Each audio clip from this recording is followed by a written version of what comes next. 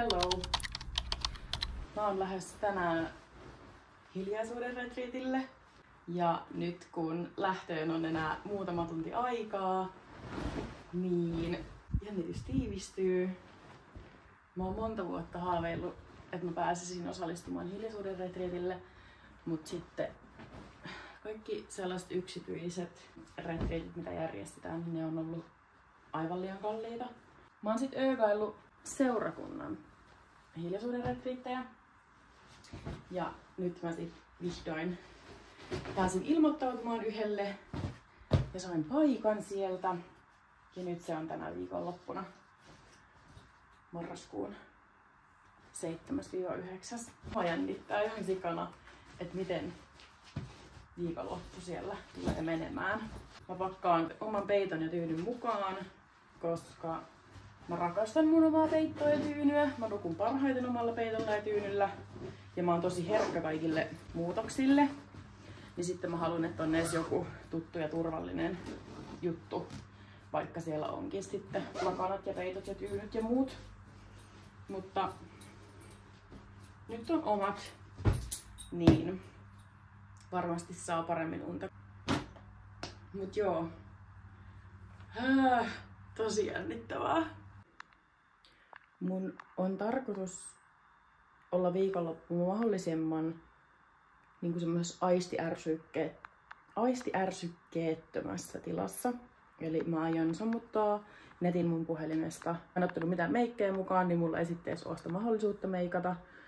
Mä otin vaan olovaatteita mukaan, eli 2 eri hupparia ja sitten 2 eri olo- tai hengailuhousut. Ja sitten villasukat, 1 kirja ja sitten vihko ja kynä. Niin niillä varmasti pärjää pitkälle. Mä oon ottamassa kyytiläisen, jota en siis entuudestaan tunne. Ihan hauskaa päästä edes johonkin tutustumaan ennen kuin se retriitti alkaa. Mulla on vähän semmoinen olo, että saattaa olla vähän jännittävää olla vaan tuntemattomien ihmisten seurassa hiljaa. Mä odotan tältä viikonlopulta jonkunlaista ehkä semmoista selkeyden tunnetta. Mä oon tosi silleen analyyttinen ja kelaileva ihminen. Ja mä mietin ihan sikana asioita ja pohdin eri näkökulmista asioita ja mun aivot vähän niinku koko ajan raksuttaa. Niin mä ehkä niinku odotan tän viikonlopulta semmoista tietynlaista rauhaa niille omille keloille. Viime vuosien aikana mä oon pystynyt tosi paljon helpottaa vaikka mun semmoista suorittamista ja jotenkin saanut hoidettua sitä omaa riittämättömyyden tunnetta. Että mun ei tarvii niinku suorittamalla hakea sitä rakkautta ja hyväksyntää, vaan että mä oon rakastettava ja hyvä just sellaisena kuin mä oon ilman, että mä suoritan. Mä kaipaan vaan sitä, että mä voin myös mielelle antaa sen semmoisen luvallisen hengähdystauon. Nyt ennen kuin on se kokemus alla, niin mulla on sellainen olo, että musta olisi ihanaa, jos pystyisi toteuttaa tällaisia hiljaisuuden retriittejä useamminkin. Espoon seurakuntien järjestämä hiljaisuuden retriitti maksaa opiskelijoille vain 45 €. Ja siellä on siis aamupala, lounas, päiväkahvi ja päivällinen. Ja sitten kaikille omat huoneet. Niin mun mielestä ihan mielettömän edullinen kokonaisuus. Tässä vlogissa ne pätkät, mitä mä tuun kuvaamaan sieltä retriitiltä, ne tulee olemaan hiljaisuuden retriitin tavoin hiljaisia. Niissä ei ole mitään taustamusiikkeja, niissä ei ole mitään voiceoveria, vaan te pääsette mukaan siihen tunnelmaan, missä mä itse oon. Tervetuloa mukaan. Okei, eli tilannehan on siis se, että mä lähdin mun kamojen kanssa autolle. Otin tietysti mun autonavaimen mukaan. Sitten kun pääsen autolle, niin autonopeutta aukeaa. No sit mä tuun sisälle, mä vaihan pariston mun avaimesta. Mä oon että se varmaan niin johtuu siitä, että auton avaimesta on loppunut akku. No sitten mä menen uudestaan mun kamojen kanssa ulos. Joo, no sit ei aukea silläkään. Sit mä olin vaan silleen, että Sitten silleen, että okei, no ongelma on selkeästi auton akussa. No sit mä yritän saada mekaanisesti sen oven auki. Ei onnistu, se ovi ei vaan aukea.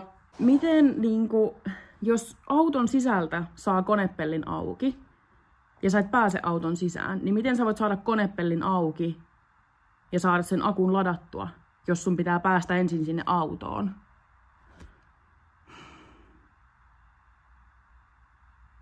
Joo, niin tää on ihan sairaan stressaava tilanne. Kello on nyt 4. Mä soitin mun tädille, että voiko se tulla hakemaan mut, että me päästään edes hakemaan pojat päiväkodista. Ja mulla on siis kyytiläinen, joka on tulossa mun kyydillä sinne retriittiin. Niin ei yhtään helpota sitä stressiä, että mulla on se kyytiläinen. Mä laitoin hänelle jo viestiä, että hei, tällainen tilanne. Ja että lupaan updateaa. Mut siis ihan oikeesti millä tuurilla? Mä en niinku just nyt pysty tähän. Veikko meni nyt auton luokse. Mä tulin tähän Tösärille ottaa mun tätiä. Ja me mennään hakemaan pojat.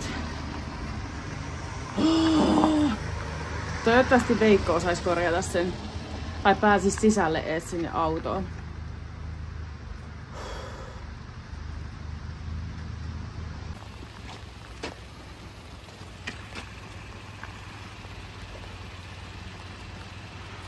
Tiedätkö miten mä saan tuon oven auki? No. Sillä mä laitan avaimen sinne ja käänsin.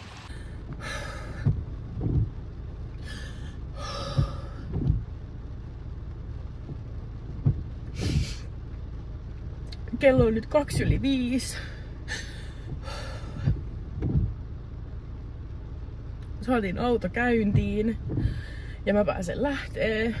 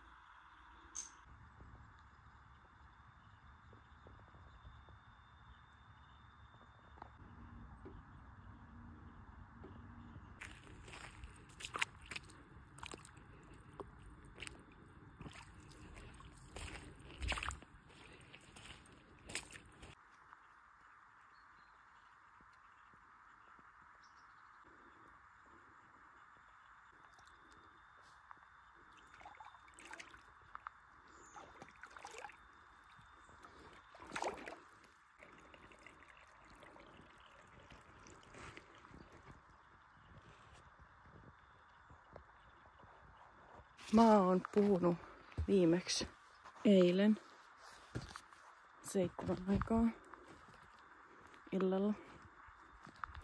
Kello on nyt varmaan kohta 11. Mut nyt mun oli pakko kyllä avata suuni, koska mä oon tehnyt oivalluksen. Mä en kyllä usko enää Raamattuun, Jumalaan, Jeesukseen. Nyt se on niinku selkeä.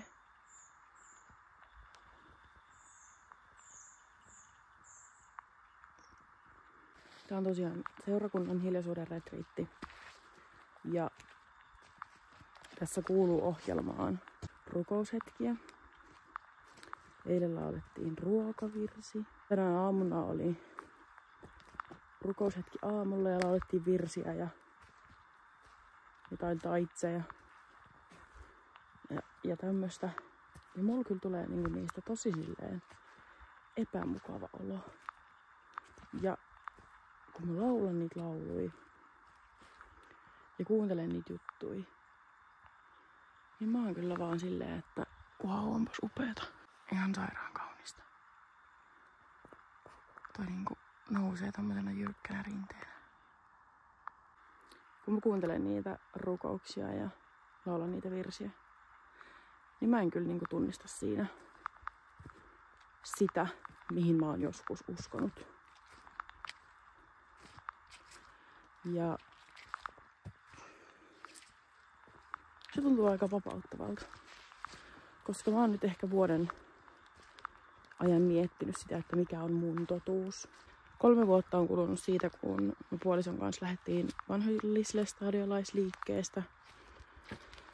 2 vuotta siitä meni semmosessa totaalikieltämisessä, että ei ole olemassa niin ankaraa ja julmaa ja rumaa ja inhottavaa Jumalaa kuin mitä lestadiolaisliikkeessä on.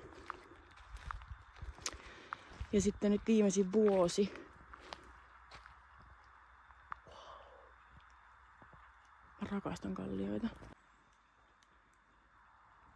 Niin nyt viimeisin vuosi on mennyt semmosessa, että mä oon tutkinut sitä uskon asiaa. Mä oon alkanut lukea raamattua. Mä oon hiljalleen avartanut mun mieltä silleen, että mikä on mun totuus. Ja nyt kun mä oon täällä seurakunnan järjestämässä hiljaisuuden retriitillä, ja täällä on niitä hengellisiä aspekteja, niin mä en pysty samaistumaan niihin. Mä en löydä niistä rauhaa tai kauneutta, vaan mä näen niissä vaan vaatimuksia ja tuomitsemista. Mutta se, että mikä mulle sitten on totta, niin Mother Earth, Mother Nature, universumi.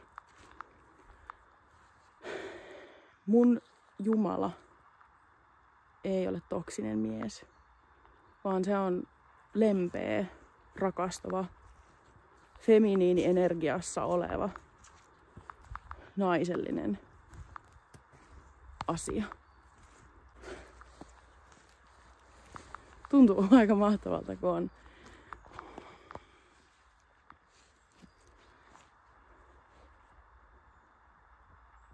ikään kuin saanut selkeyden.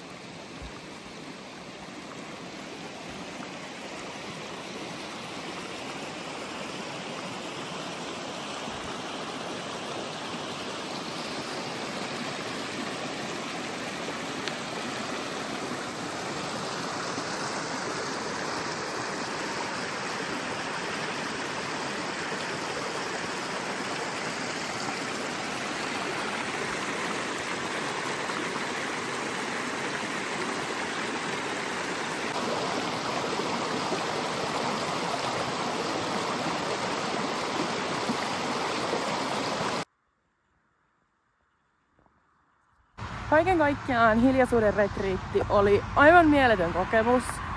Musta oli aivan ihanaa olla hiljaisuudessa täyshoidolla ja vaan niin kuin viettää aikaa omien ajatusten kanssa.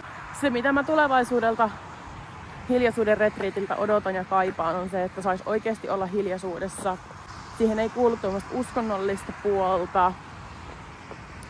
Ja ehkä pari kertaa olisi joku jooga tai meditaatio viikonlopun aikana. Mutta selkeyttä, mitä mä alussa puhuin, ja sitä mä sain. Ja siitä mä oon tosi kiitollinen. Kaiken kaikkiaan niin kokemus on ehdottoman hyvä. Jos säkin haluat kokea sen, kun sun mieli hiljenee ja aivot tuottaa ehkä 30% siitä määrästä ajatuksia, mitä normaali arjessa, niin suosittelen lämpimästi hiljaisuuden retriittiä. Tykkää videosta ja tilaa kanava, jos tällainen itsensä kehittäminen kiinnostaa tavalla tai toisella. Palaamisiin! Moi moi!